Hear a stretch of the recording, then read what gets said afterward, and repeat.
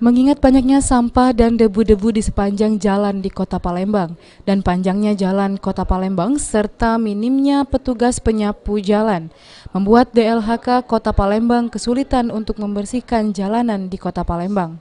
Kepala Dinas DLHK Kota Palembang Alex Fernandus mengungkapkan saat ini Dinas Lingkungan Hidup dan Kebersihan Kota Palembang hanya memiliki 580 petugas penyapu jalan.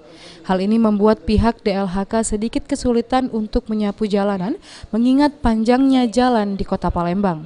Berdasarkan data dari Dinas PUPR Kota Palembang, panjang jalan di Kota Palembang yakni 681 meter yang tidak termasuk jalan lingkungan.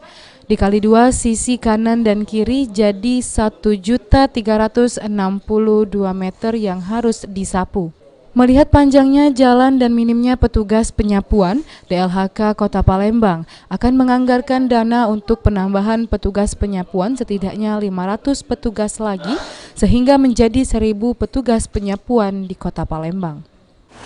Yang sesungguhnya dibutuhkan dari panjang jalan kanan kiri dari 681 km itu adalah 1.362 meter itu.